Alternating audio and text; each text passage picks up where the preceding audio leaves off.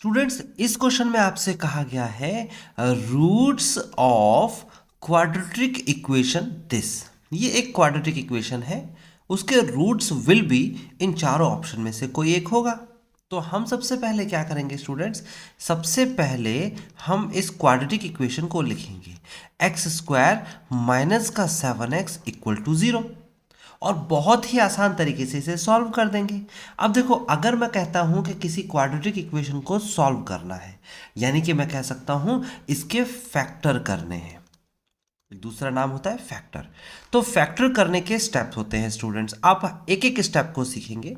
सबसे पहला स्टेप जो हमारे पास है वो है टेकिंग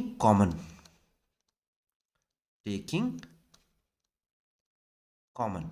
यानी कि किसी भी क्वाड्रेटिक इक्वेशन में सबसे पहले हम कॉमन लेने की कोशिश करेंगे, अगर कुछ है तो। अगर कॉमन नहीं होता, सपोज कर लेते हैं इस क्वेश्चन में तो कॉमन आ रहा है, देखो दोनों के पास x है, लेकिन अगर कॉमन नहीं आता तो हम चलेंगे स्टेप सेकंड के पास। सेकंड स्टेप क्या है, वो लिखेंगे using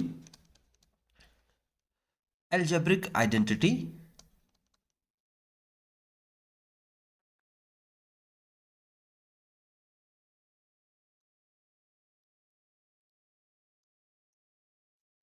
using algebraic identities.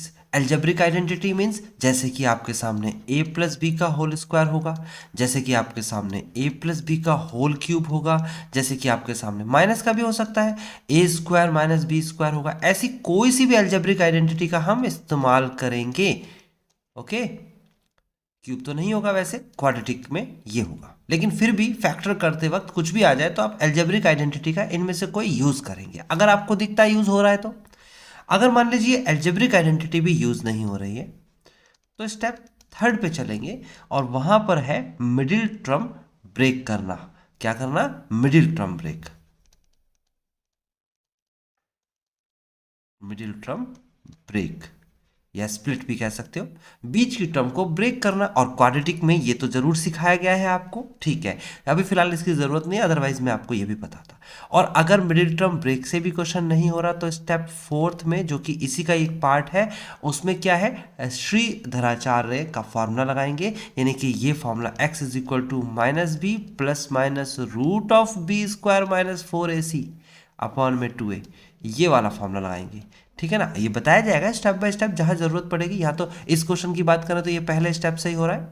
Okay, तो ये सारे रूल्स आप फॉलो करेंगे फैक्टर करने के लिए, और अगर इससे भी फैक्टर नहीं होते तो फिर हम डिवाइड वाला मेथड लगाते हैं। फिलहाल क्वाड्रेटिक की बात करें तो डिवाइड पे जाने की जरूरत नहीं पड़ेगी, क्वाड्रेटिक इक्वेशन वाले चैप्टर में सिंपली यहां तक लास्ट फिनिश हो जाता है।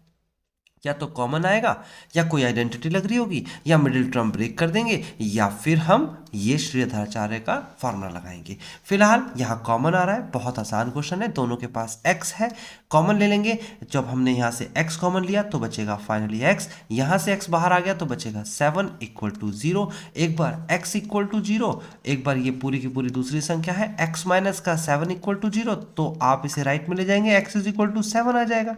इसका मतलब एक बार x की वैल्यू 0 आ गई, एक बार x की वैल्यू 7 आ गई, तो रूट्स क्या हो गए, 0 और 7। ऑप्शन कौन सा सही वाला दिख रहा है आपको, डी।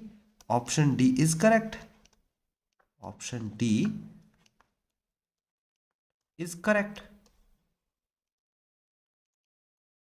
ओके स्टूडेंट्स, तो आपको समझ में आ गया किस तरीके से क्वेश्चन करना है।